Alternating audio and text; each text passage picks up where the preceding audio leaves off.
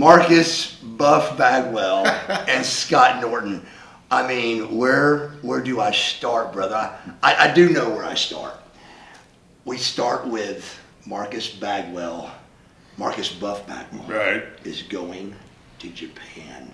Scott Norton. Wasn't that great? Go. That was that was one of the greatest things because all I remember is we get in the ring, we got Hashimoto, Ricky Choshu, and we're a six-man tag or either tag together. And the scariest guy in the business was Choshu. Yes.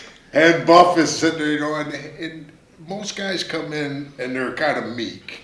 And you were for a second. Right. Because they're kind of a couple of intimidating guys. Sure. Then all of a sudden you went into the high spot with Ricky Choshu. Got him in the corner. Hi, Domo! Yes. And I just went to myself, I says, oh my God. they're going to shit on that. That ain't going to fly here. And the place went nuts. You remember that? They come down, they go, you, every night. Every night. Hi, Domo. Yes. And that's the first thing that you learn as far as Domo. speaking Japanese. What does it mean? Do you know? I don't. You Thank heard you. it. Thank you, right? Yeah. But you heard it when you came Yes, into places. thank you. I heard it a lot. Yeah. And when you left, you heard it. It was in the street. You bumped it. Hi, Domo. It was always. Yeah. So I said it that night. But and it worked. It was so perfect because Choshu's just serious like this, and Killer. Yeah. And all of a sudden, and I remember he was being good, and he was bowling you into the corner. All of a sudden it turned, and I just went, okay. Oh my God! And I thought, I'm going to stop and drill him, Mark, and all of a sudden. I don't know, and I just about, and I'm always on this apron over there. Right. I'm gonna rip somebody's head off, Vicious. and all of a sudden, now they got me laughing. I mean, my partner. No, but that was, and it went. I mean, we had, the times that you did come to Japan because you didn't really, you rather work here in the States. Yeah, of course, but still. The difference. What I saw over there was what a true killer you really were. I didn't know the Scott Norton over here. I learned the Scott Norton over there. And the difference, Scott. Talk about the difference. They turned me loose over there. Your attitude. Being in ringside. It's not that they didn't give me the opportunity here. I got an opportunity to wrestle here, and I did. But my heart was in Japan. Yeah. I know that was the place where I was going to get the biggest push. Yeah. And they let me. They let you be you. Be me. That over in Japan, I was at ringside, and it was like watching Mike Tyson versus Evander Holyfield. It was the heavyweight main event. I was the little kid watching you, and it was just a difference. I'll never forget that match because I remember I was wrestling Hashimoto, and it was physical. Yeah, I mean, very. And Hashi's was, he laid his. He was a world champ too. Yeah, there. we put it together, Yes. And it was about a 20-25 minute match, and you were there, and I was, you never catch you out of during the business, nothing surprises you. Right. But then when I looked, and I mean, I'm blowed up and fighting hard, and you're like, what the hell's, because it was different. Man. It was different. And over here, we go over here and we're at the restaurant. We hear "vicious and delicious." That was awesome. And we were like, "Oh my God, that's it. That's perfect. Perfect. That's perfect." Vicious. That tag team, Scott, it would have been the best tag team ever. I'm telling you, with the NWO backing. With the NWO backing, what was going on, it would have been perfect. I mean, you had all the showmanship. I mean, we had the killer, and we're coming down the. And I'm on the back of the killer. I'm on my back. It was people were going nuts for it. It was incredible. That night, Monday Night Show was. Let me tell you. Where was that again? Was that? Let me tell you where, brother. Columbia, South Carolina. So, yep. April 22nd. I'll never forget that. 1998. Go. And, well, here's what I remember. It was like, somebody's got to get hold of his mom. I mean, I'm in the, You're in the ring. In the ring. Remember you were trying to get the machine opened, and it wasn't working. But you finally got mom on the phone, right? Yeah, you got to talk to your mom, and, it's just like, here's my buddy. laying paralyzed. It's over. My life is over. Right? When I saw you get flipped over by Scotty, My legs are all and you just went, it's over. and that will stop you, right? Your heart, Brother. dead, because at that point in time, there was, I don't know how many 20,000 people in the arena. Yeah. Didn't even know them. No. Didn't even feel them. No. Never even knew they were there. It was like 6 of us. It was like, it could have happened at a training camp, and we're just like. It was nobody. I didn't hear and nobody. Then, so, we all you got taken away in the gimmick, we all in the locker room, we're just like. And so we're all riding together that night, and we said, well, let's go see him at the hospital. Right. Here he comes down in a wheelchair with this thing on. I said, what happened? I said, when we drove home that night, we left you there, right? Right. Yeah. I said, how the hell did he pull out of that? But I mean, you remember? Vividly, brother. And I just so went, let me tell you what you don't know. Medically, when I broke my neck, instead of severing my cord, it bruised it.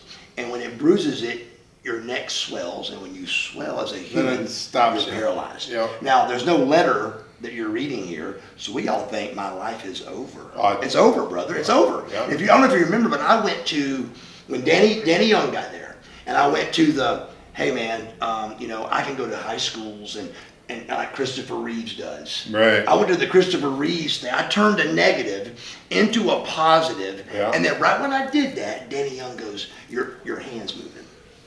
And I couldn't look at it. I kind of just remember feeling it, You feel?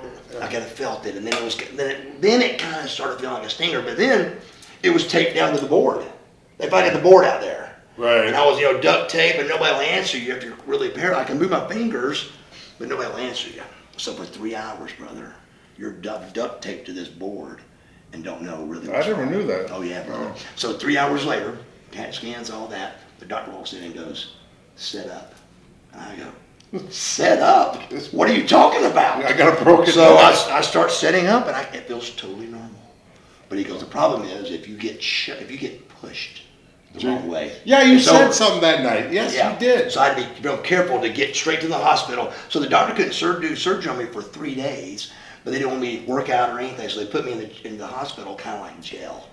They put me in the hospital so I wouldn't screw around and get hurt. So I waited for 3 days.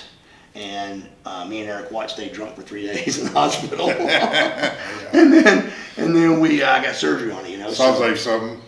We do, right? God dang it, man. But the vicious, and that's what happened. To answer your question, That's what stopped it. What stopped Vicious and Delicious from being the #1 tag team in the world was my broken neck. Yeah. Oh, no question about it. It would have stopped. It would have gotten. You're the one that started the painted tights. You know that. Yeah. And I tell it all the time. The bricks. The bricks. Yeah. Scott, you came out and said, that ain't going to last in a wrestling ring. And he goes, brother, I think it will. Yeah, I was like. About a month later, you got bricks all over the freaking place. Best pair of tights I ever had. It was beautiful. I remember that. And do you know the story on him? I don't. So, best tights, top hats in the world. Yeah, I know What that. was his name? The black guy named Marcus or Michael? Michael. Is it Michael? Yeah. Okay. Well, Michael made a lot of money with Buff and Scott Norton, and we have kept him busy. Well, Indies started for me, early 2000s, and I get a pair of tights, and it all falls off after a match. I sweat, and it was gone. And so I call him up and say, hey, brother, what's going on? He goes, oh, there's something wrong with my paint, da-da-da-da. So long story short, he goes, let me fix it. The next tights, same thing. I say, hey, buddy, I love you, but I had to find somebody else. Wow. And I never talked to the guy again. But that guy made us look really great for a lot of stuff, brother.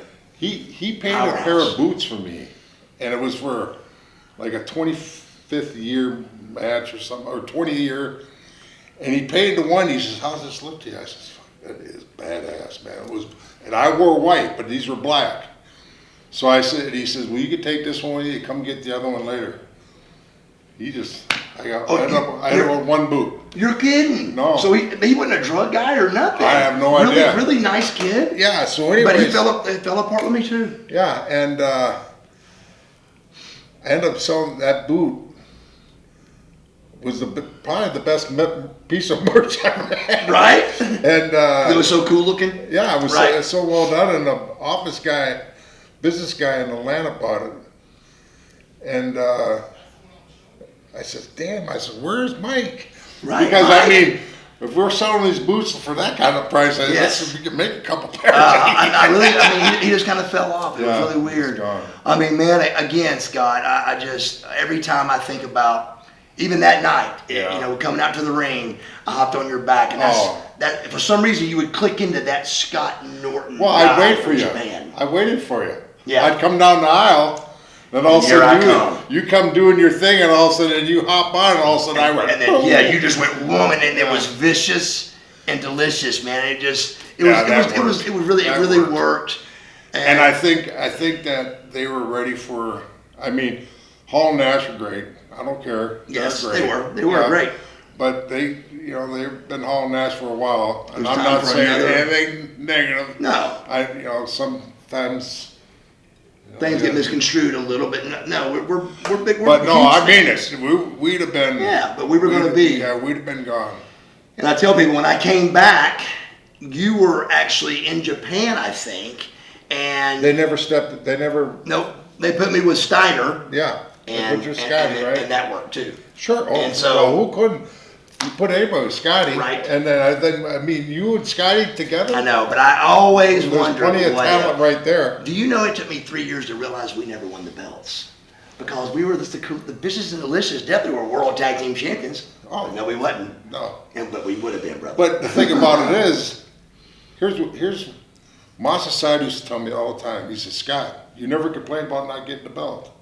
I says, "Do I need it? We didn't need it. No. We didn't need a belt. Vicious Delicious was cool enough, but No. you know, and it would have rolled.